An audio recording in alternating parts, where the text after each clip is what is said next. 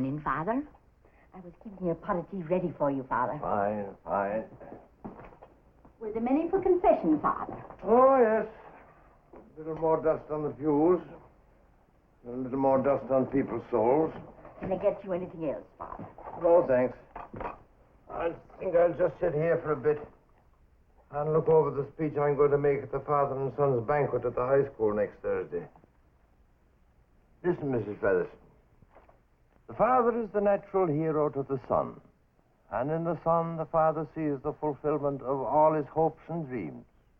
Why, Father, that's one of the finest things you've ever said. Yes. Father O'Malley wrote it for me. Oh. Well, it's pretty good. You know, the young man seems to have the knack of putting down on paper the very thoughts that have been going through my head. Did Father O'Malley say what time he'd be back? No, he didn't say. Well, can't be too long anyway. Sure it's no distance at all from here to Mrs. Cahallen's place in Gramercy Park. I wonder what it is the dear woman wants to give the church. I never knew Mrs. Cahallen to part with anything of any consequence. Ah, but if that was so, why should she ask Father O'Malley to comfort it with a big car? She was most particular about the size of the car. That's why Father O'Malley borrowed a station wagon from young Colwell.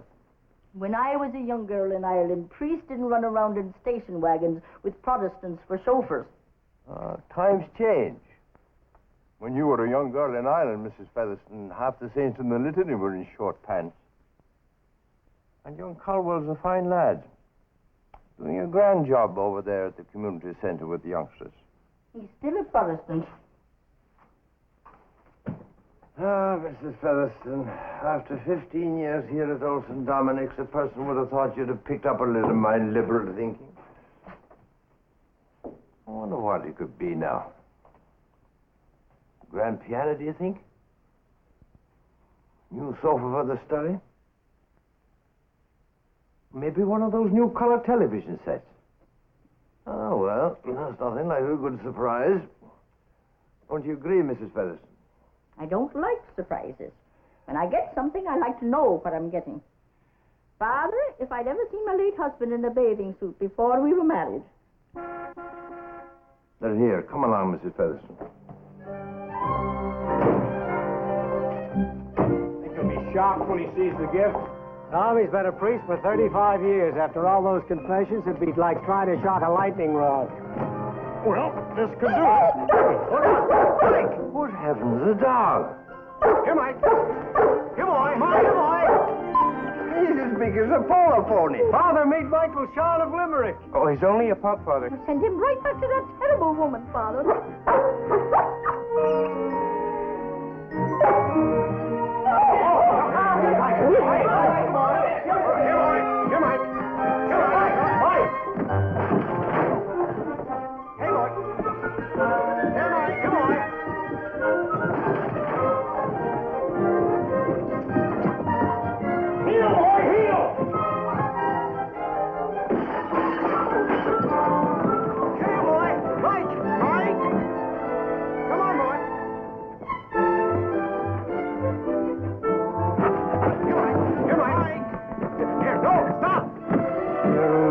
Deliver me from Irish generosity.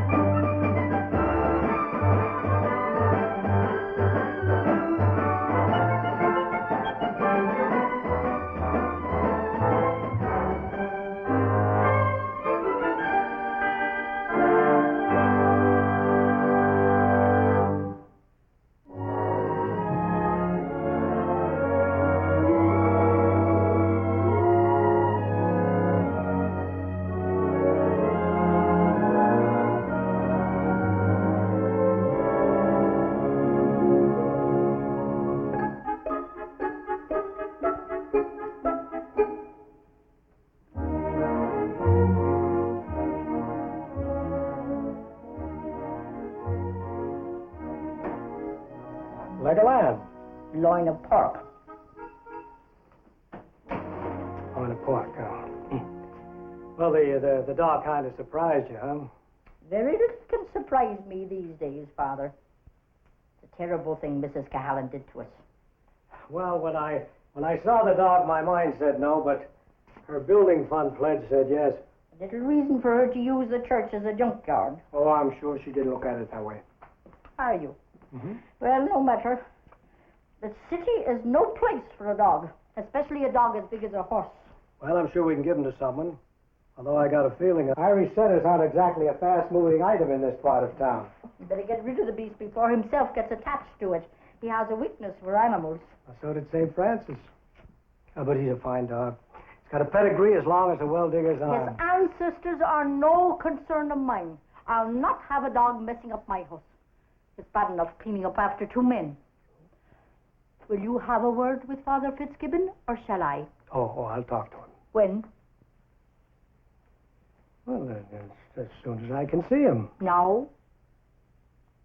Oh, I wouldn't want to disturb him now. Suppose I speak to him after dinner. He always feels good after he's had a few slices off a fine leg of lamb.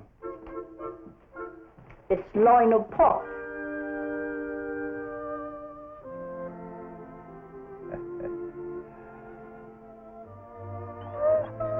Now, easy now, Michael. Easy, my boy. Easy does it.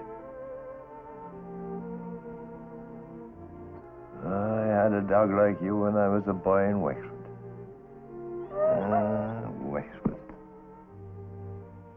As I was a-walking down Wexford Street, my first cousin I did chance to meet. I am all alone in my name and race. I will go to Wexford and take their place. You're in fine voice tonight, Father. I thought it was Dennis Day you had on the radio. I was just trying to cheer him up. I think the poor fellow's a bit lonesome. Doesn't look lonesome to me. You can never tell about dogs, especially setters. They're a breed apart. Oh, they're crazy at times, but they're wonderful. I guess it's all a part of being Irish. Maybe you should explain that to Mrs. Featherston.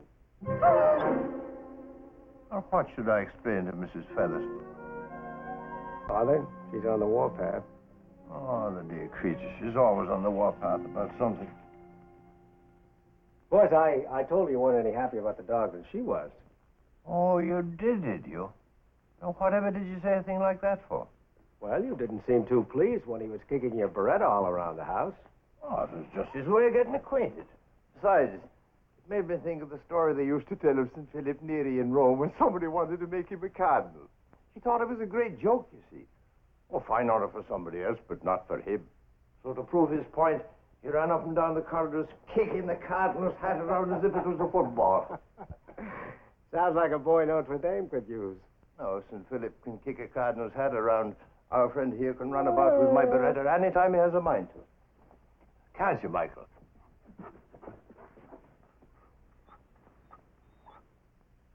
What am I going to tell Mrs. Featherston? I promised her that I'd get you to give Michael Shawn of Limerick his walking papers. Well, you can tell Mrs. Featherston from me that I'm pastor here. And if I choose to harbor a herd of elephants here, it's no concern of hers. And she should keep her sharp tongue and her opinions to herself. No, you just tell her that. Do you mind if I rephrase it a bit, Father? Take a few of the elephants and a little of the bite out of it? As you will.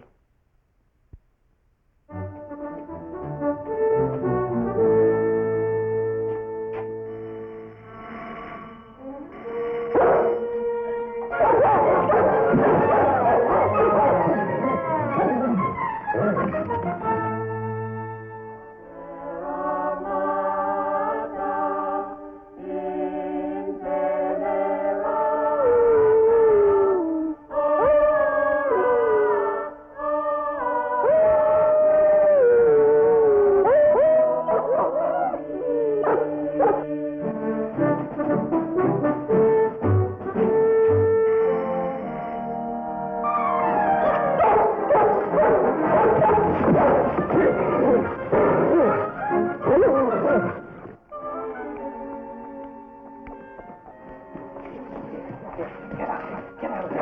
Hurry. Oh. Well, it looks as if he'd been at Father's Beretta again. Since when does a Beretta wear feathers?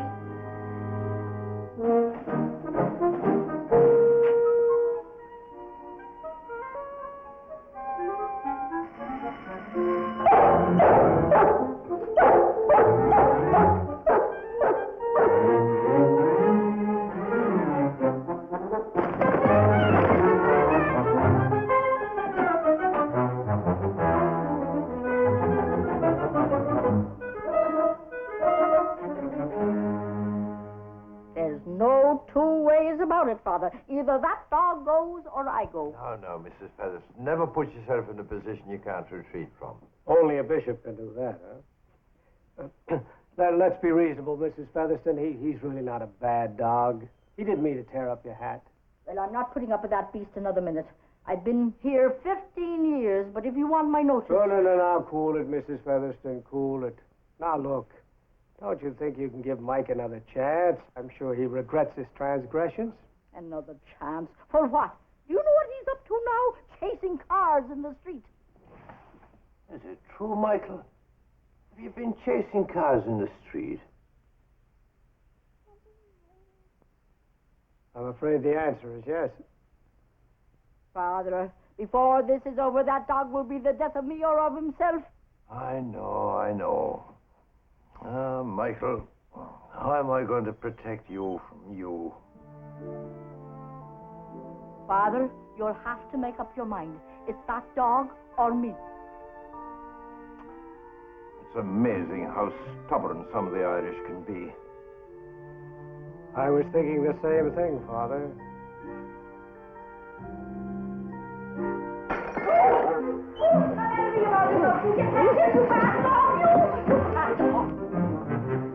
It's roast for dinner. He took it right off the platter.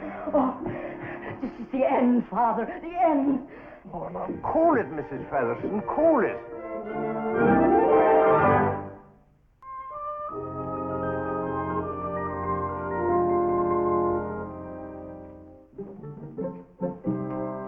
Good morning, Father. Good morning, my boy. Well, I was just thinking about the talk I gave last night at the father and son's banquet. There's the sadness we all must face. The sadness when you realize you're no longer a child. When it's no longer a matter of play, but of life. Oh, beautifully written line, Father. a beautifully delivered line, Father. What makes the music sweetest is the singer, not the song. Well, there's truth there.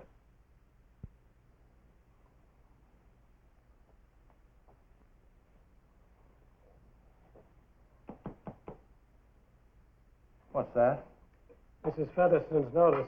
She delivered it to me this morning before Mass. She's leaving. We can't let her go, Father. This is her whole life. Mike's got to go. Oh, no. I cannot allow myself to be pushed around by a housekeeper, good as she may be. Father, do you remember what you said to the boys last night? There's a time when it's no longer a matter of play, but of life. Well, I think this is it. Ah, my boy, it's hard not to be humble around you. I'll get rid of the dog. Really, Father? You make a sincere and honest effort? You're doubting my priestly integrity? It's not your priestly integrity. It's your Irish procrastination that usually trips us up.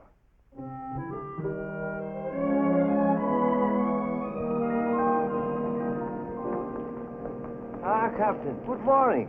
Good morning, Father. I haven't seen you for quite a while. Well, that's because business is good, Father. Very good. Towed a dredge clear down to Norfolk. Oh, that's fine. Tell me, Captain, on this tug of yours, do you ever get lonesome at all? I'm not saying you do, mind you, but if you ever did, a dog now wouldn't relieve the lonesomeness, would it? Dog? No, I don't need a dog, but if you should run across a fine cat, let me know. I could sure use a good mouser. Good day, Father. Come on. Oh, Joe. Oh, good morning, Father. Joe, I suppose you wouldn't be needing a dog now to keep you company on your rounds, would you? Well, I'd like it fine, Father, but it wouldn't be fair to him. The city's no place for a dog like that. Still, if it'd help you out, I'd be glad to... Oh, no. I wouldn't be wanting a good man like you to be making sacrifices for my sake. Okay, Father. Here, go on now. Here, fetch it. Go on.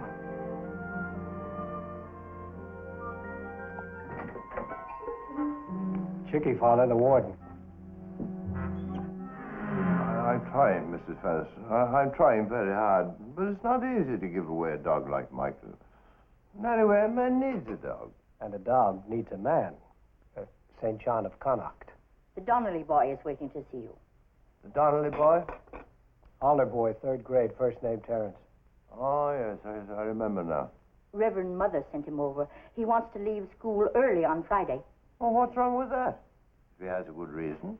He wants to leave early every Friday. Oh, well, then maybe I'd better have a talk with him.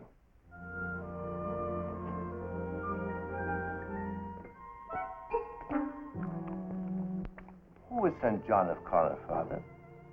I just made him up. I thought it might help. She was in the study this morning typing up another notice. Good morning, Father. Good morning, Father. Good morning. Good morning, Terry. What's all this I hear about you wanting to leave school early on Friday? It wasn't my idea. It was my dad's. He said I had to ask you, so I did. I asked you and you said no. Thanks, Father. Thanks, Father. Wait. I didn't say no. Not yet, anyway. Well, why does your father want you to leave school early every Friday? He bought a place up in Terrytown, up in the country. Big deal. He and Mom go over there every week. Me, I like it fine right here. I don't know anybody in Terrytown. Tell me, Terry, how big is this place your father bought? Way too big for me. Nothing but a lot of trees and hills. Nobody to play with. Just a lot of creepy girls riding horses all the time. Bad deal, huh? Well, tell me, Terry, would you feel different about this place of your father's if you had somebody to play with, say, a nice big dog? How big? Say, someone about the size of Michael here. Gee. Do you mean it, Father? Do you, Father? Well, You really want to give away your own dog? Well, no, I don't. I don't really want to, but... Of course, Father doesn't want to give him away, but he knows a dog like Michael needs to be free. He needs a lot of room to run in, and there's no place around here that's safe enough. Isn't that right, Father? That's right, Father. Oh, boy. Can I really have him? Well, if it's all right with your parents, it's all right with me. But first, we'd better see how it is with his lordship. Well, what do you say, Mike? He likes me. This is neat. It's a deal. Terry, I'll telephone your parents tonight. You can pick them up tomorrow afternoon after school. Okay, Father? Okay, Father. Gee, Father, thanks. Thanks a lot. I never had a dog like Mike before. Well, there's always a first time, boy. Always a first time. Oh, don't look at me like that. He's a good boy, Terry is. And I want you to be a good dog for him. You understand? I'm sorry, Father. But you always said I had a knack of saying what's on your mind. I'll never apologize for showing a man the truth, Father. This is no place for Michael. We must have faith in the truth, for all its harshness.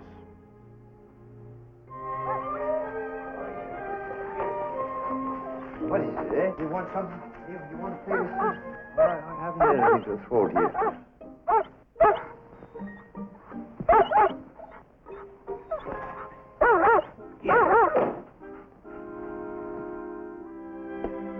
Bring it here. Come on. That's a good dog. Come on. That's a good dog. Oh, you're a good dog. Ah, Michael, I'm proud of you. You have the makings of a good retriever. Father? Did you see him?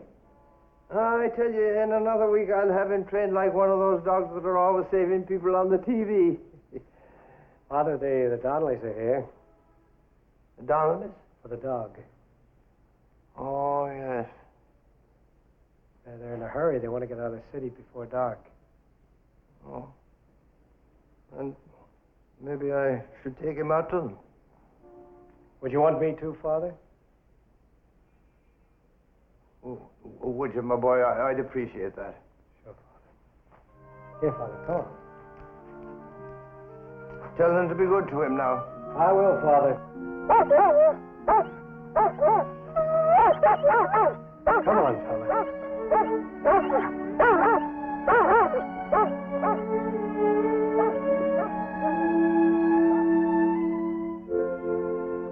I alone am left to my name and race. I will go to explore and take their place.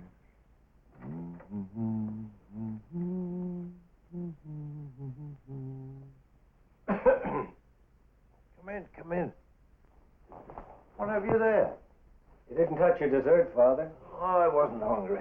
Well, I hate to waste it. Oh, you have it. Oh, no. Oh, if I keep putting on more weight, they'll have to let out the pulpit for me. There. Well, don't go. Sit down a while if you've nothing better to do. Thank you, Father. You know, I've been thinking, I've been sticking pretty close to home lately. Maybe I need a change. Maybe I ought to get out and see something of the world. Well, that's a good idea. It's a great idea. Well, you don't have to be too enthusiastic about it. I meant, where were you thinking of going? No, I always wanted to see Rome. You know, 10 years ago, the people of this parish bought me the luggage I'd need for the trip. And Mrs. Featherstone has been polishing it up ever since. But somehow, I always kept putting it off. Now things are different here. Suddenly, I feel like traveling a bit. Ah, here's what I'm looking for. Then you are going to Rome? No, not this time. Oh, this time I'll settle for Boston. There's an old friend of mine up there who's celebrating his jubilee. We were young fellows together in the seminary. Gone a long ways he has, too. He's a bishop now. When a bishop asks you to do something, I think you should do it, don't you? Yes, I think you better. Thought maybe I'd go up Sunday afternoon and be back Wednesday evening. You won't mind carrying on as acting pastor while I'm away? Try my best, Father. I know you will, my boy. Thank you, my boy. Good night, Father.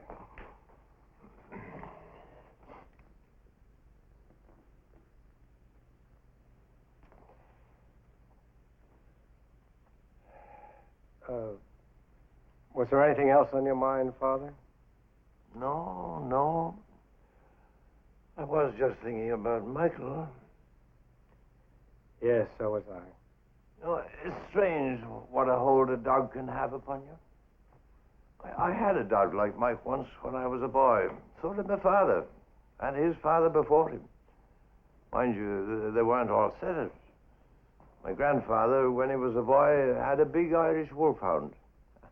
And he loved it so much, he decided he wouldn't need a wife to take care of him when he grew up. His dog would be enough.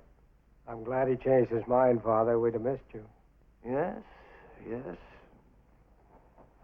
Well, my grandfather lived to be 89. Of course, by that time, he'd forgotten a lot of things. But he never forgot that dog.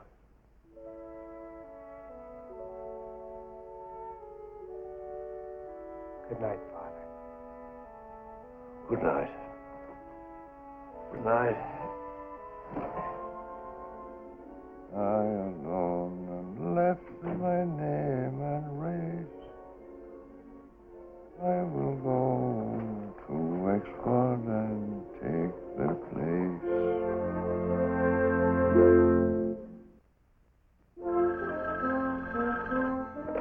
Father O'Malley speaking. Oh, Mrs. Cummings, how are you? No, Father's out of town for a few days. What can I do for you? No, there's been no change in my schedule, Mrs. Cummings. I'm saying the 7 o'clock Mass every morning. What's that, Mrs. Cummings? Well, I usually say the 7 at 7. But not at all. Goodbye, Mrs. Cummings. Come in. The Carters are here. They had an appointment with Father Fitzgibbon. Well, I'll see them. Problems? Married 25 years and fighting every day of their lives. Well, send them in if they're still able to walk.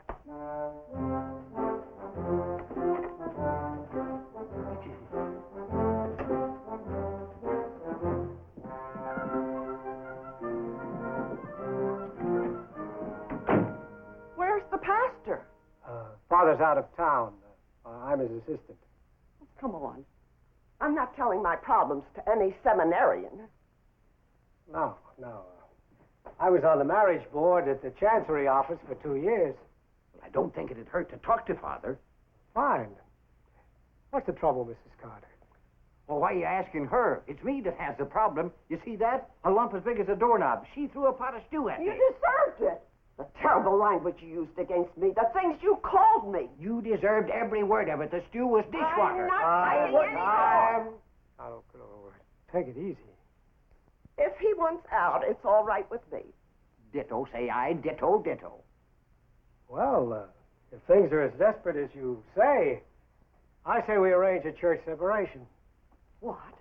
You're suggesting that we live apart? Why, we've been together for 25 years. Yes, I guess it wouldn't seem the same bouncing a pot of stew off some stranger's head. Of course it wouldn't. Father, we love each other. So you were on the marriage board, were you? I wish I knew as little about the subject as you do. Well, Mrs. Carter, some of the best referees were never fighters. Well, this is what we get for not talking with Father Fitzgibbon. He would have been some help. Come along, dear. Yes, my dear. I don't know where it was you studied, Father, but wherever it was, they let you out too soon. Well, there's still hope for me, Mrs. Carter. I'm aging fast.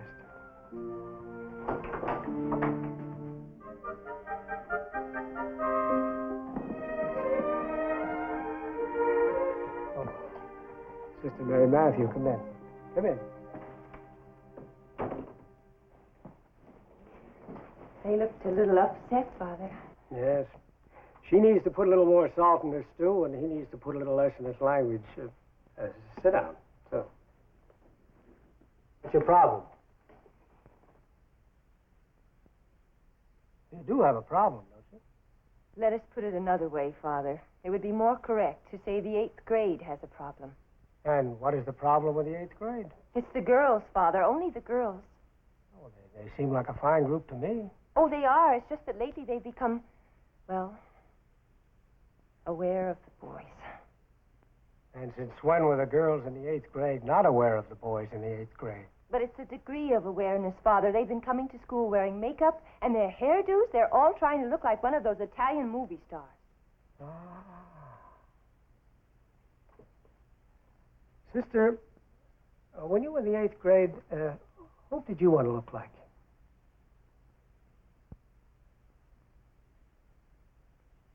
Alice Faye. Father, I had the most terrible crush on Charles Boyer. Well, it seems both you and Mr. Boyer survived it. Oh, it's just that today the children are so hard to talk to. Sometimes it's like there's a wall between us. Yes, I know, but we got to keep on trying. Oh, yes, Father. If I could only get through to them, I could help them so much. You know, Sister, they have their problems, too. Sometimes we talk away at them as if they were a bunch of adults, and we forget that they listen to us with the ear of a child. I'm afraid sometimes we forget that, Father. Come in. I'm sorry, Father. I didn't want to disturb you, but there's a call from someplace in Westchester. Westchester? But it's Mrs. Donnelly, Terry's mother, the boy we gave the dog to. Well, I better take that. Thank you for everything, Father. Okay, sister, you keep punching now, and I think maybe if I keep the 8th grade boys busy, we might cut down the awareness from that direction, too, huh? Fine, Father. I guess with boys and girls, awareness isn't a one-way street. Exactly. Hello? Hello, operator? Now, this is Father O'Malley. I'll take the call. Hello. Hello, it's Father O'Malley speaking, Mrs. Donnelly. How are you? How are Terry and Mike? Oh, no. Well, when did it happen? Did you notify the police? Oh, well, I'll do everything I can from this end. Yes. Thank you, Mrs. Donnelly. All right. Goodbye. Father, what happened to the boy? Isn't the boy, it's the dog. He's gone. Police think he was stolen, but Terry has an idea that he took off and headed for home. Here. But that's impossible. How could a dog find its way all the way down from Tarrytown to New York, and with all the traffic there is on the roads? Well, once in a while, these things happen, and sometimes the dog makes it, and sometimes he doesn't. I don't feel very good. I feel as if it's all my fault somehow. Oh, come now, Mrs. Featherston. It isn't anyone's fault. Well, the truth is, the dog wasn't much bother. But I made it seem as if he was. When I was a girl, we never had a dog around the house. My father wouldn't hear of it. He said that it would be just one more mouth to feed. And so a dog was always something strange. And a thing that's strange is a thing you're bound to be afraid of. No, Mrs. Featherston, don't worry. The dog was too much for us to handle. Poor Terry. His mother said he's in tears. Well, he's a nice boy, the Donnelly boy. Yes, he is, and I guess that makes it a bit rougher that he is. Well, I'll say a prayer for him to St. Anthony. He's pretty good about finding things. Yes, and don't forget St. Francis, too. I'm sure he'd understand about Mike. Oh, and if Father Fitz should call in from Boston. Oh, dear, I forgot all about the pastor. Let's not say anything about the dog, shall we? After all, he may still turn up. And if he doesn't? You'd better say a prayer for Father Fitz, too.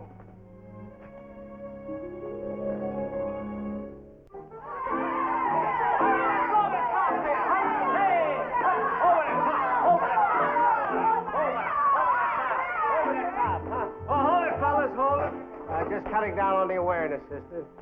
So I see. But Mrs. Featherston just called. It seems very important. Important? All right. Take over, sister. See you later, fellas. Bye. All right, boys. Oopsie daisy.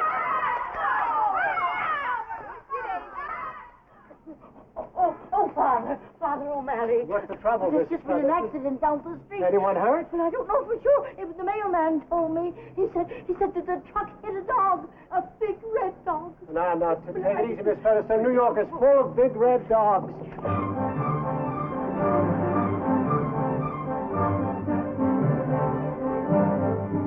It wasn't my fault. I tell you it wasn't. I was doing 20. And this crazy mutt runs in front of me to cross the street. So I pulled to the left as hard as I can, but it's no go. I couldn't with the bumper. And we end up on the stairs. Now, was that a crime? I ask you, well, is it? Okay, let's get this truck out of here. Oh, hello, Father. Your dog? Well, kind of. Truth is, in a way, he was everybody's dog. Sorry. Can I give you a hand? No, thanks, I'll take care of him. Right.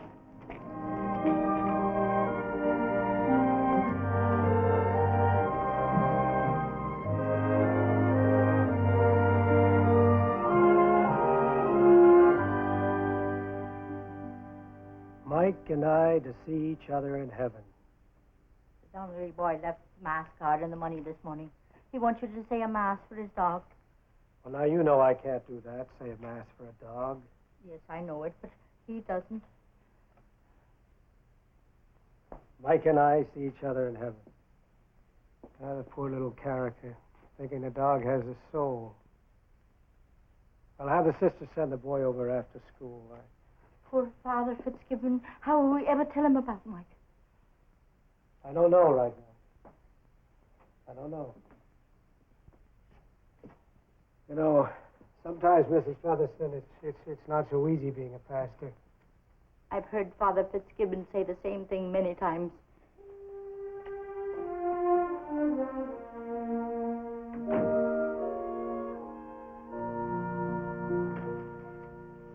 Anybody for handball? Handball? We do have a date over at the center today, don't we? Oh, I'm sorry. I forgot to tell you I'm on duty. I'll take a rain check. Oh, look, Tom, wait a minute, will you? I want to talk to you. What's up? Look, you went to Yale. You're not throwing my sinful past up to me again, are you? No, seriously, I've got a problem. I'm flattered you're asking my advice. Well, you study theology, philosophy, psychology. Yeah, I hit theology's pretty good. Right. You work with kids. You know them, you understand them. In your learned opinion, how would you tell a boy his dog had no soul?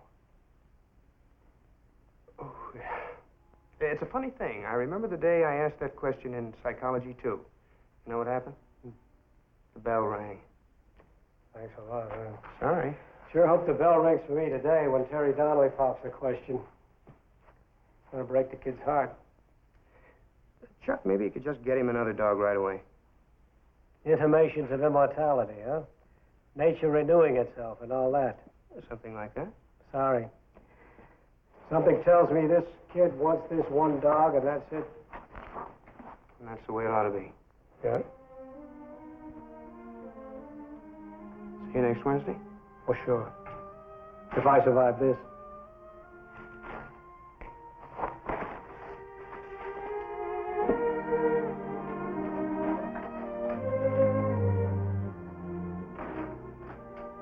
He's here, Father. He's here.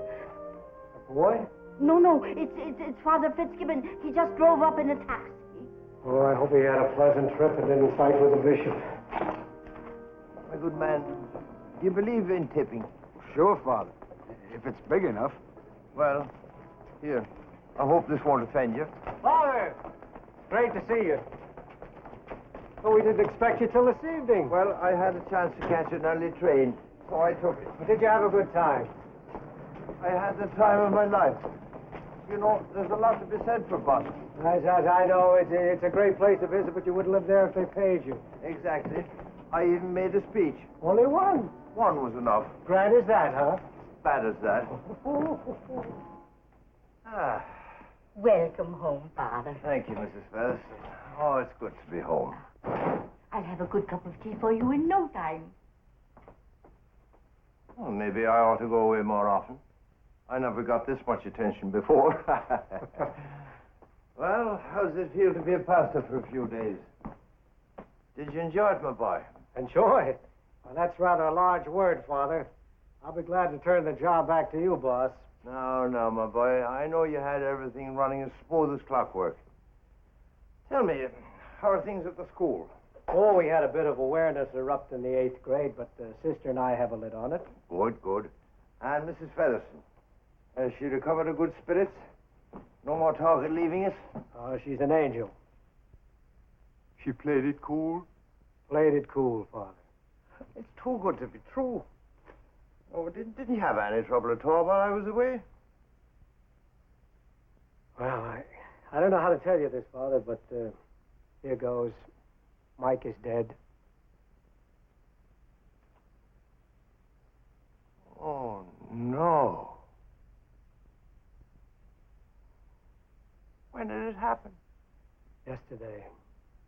Where? Down the street, a truck. How? Well, as near as I can figure it out after checking with the police, he ran away from the Donnellys sometime Sunday. No trace of him Monday, and then on Tuesday, a moving van crew picked him up and brought him into New York. They saw the old address on his license. And then? Someplace uptown, he jumped off the moving van and... Chasing cars again? No, just heading for home, for here. The truck got him. If you don't mind, I'd like to be alone for a while. I feel a little tired after the trip. Of course, Father. Oh, Father, the boy, what about him? Well, Terry was in this morning, and he'll be back this afternoon. He wants someone to say a mass for his dog. Oh, yes. I felt the same way when I was his age. I planned on talking to him. No. I was the one who gave him the dog. By rights, the unpleasantness belongs to me. What do you tell him, Father? Oh, I could think of a lot of things. But I'm not sure that they'd be great comfort to a boy 9 years old.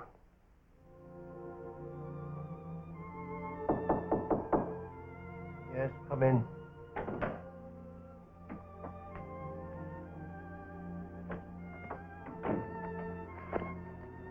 Here we are, Father. Good afternoon, Father. Good afternoon, Terry. I guess you heard what happened to Mike. Yes, I did.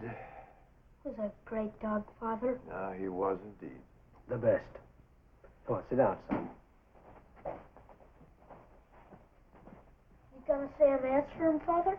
No, I'm sorry, Terry. I left the money. It isn't just a matter of money. If you were to offer me $500, I still couldn't say mass for Mike. Could you, Father? Terry, there's not a priest in the whole world who can say a mass for your dog. Why not? What have they got against dogs? Terry, a dog is not a person. He doesn't have an immortal soul.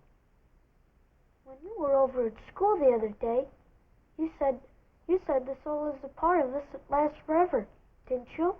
Yes, I did, but... Then what's the difference between me and Mike? Well, for one thing, only people go to heaven when they die. You mean dogs don't? That's what we've always been taught. Okay. If Mike can't go to heaven, I don't want to go either. No, Terry, you really don't mean that. Oh, yes, I do. I want to go wherever Mike goes. 'Cause, well, he's always been a lot of fun. And that's more than you can say for some people who think they're going to go to heaven. Well, I must admit you've got a point there. Wouldn't you agree, Father? I would indeed. Well, let's get together on a few points. Terry, everything in this world of ours was put here by God for a purpose. It wasn't always the same purpose. The flowers give us beauty. The cows and the chickens give us food. In a way, they're like Mike. Yeah. But I never had a cow sit on my lap and lick my face. I know, my boy, I know. But it seems to me that a dog was created to serve us as we were created to serve God. With joy and love, each in his own way. But we have a free will. Sometimes we don't always use it too wisely, so we have to answer for our actions. Not so the dog. He commits no sin, so he finds his happiness here, not in the hereafter. Gee whiz, Father. Sorry. But gosh, if Mike doesn't go to heaven, where does he go? Oh, Terry, nobody seems to be quite sure. Not even you, Father? Not even me, my boy. Gee. And it's like some of the guys say. After a dog dies, he's just thrown in an ash can and that's it. No, my boy.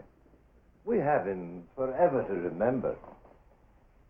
As one of God's good gifts to us. So you see, Terry, Mike has his heaven. His place in the hearts of those who love him.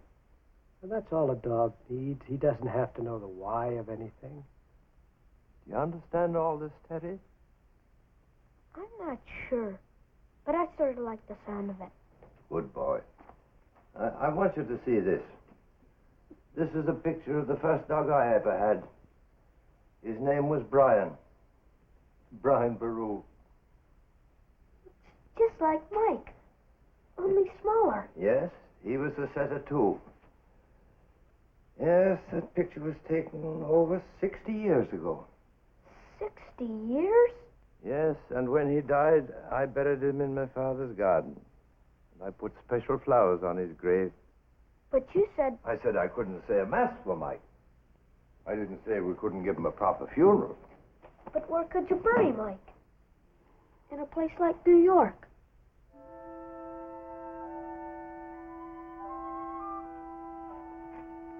Father.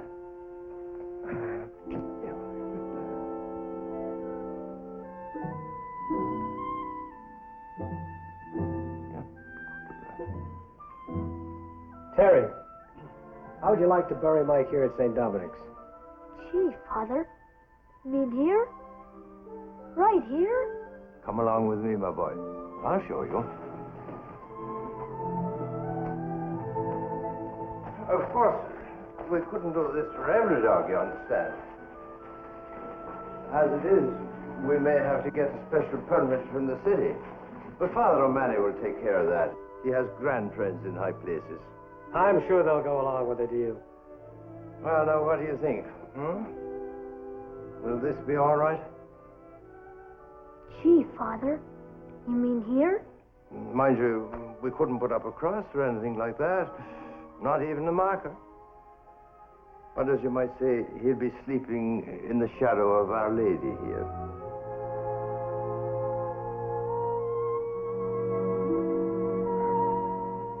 Thanks, Father. I guess that takes care of nearly everything. It's a deal. All right, Harry.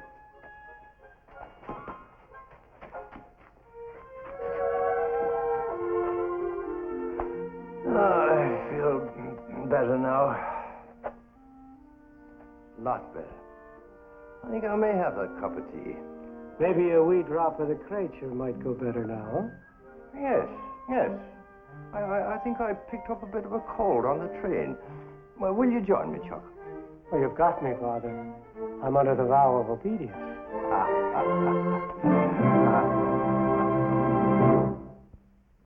I'm sorry for that little lad. If there was anything more I could do for the boy, I would do it. I hope I made him happy. Well, you did better than that, Father. You made him accept his loss. You know, a strange thing about dogs. They ask so little and they give so much. It's love on the grand scale. A hint of the eternal. Merciful heaven. Thin out the stew, Mrs. Featherston. You've got company for dinner.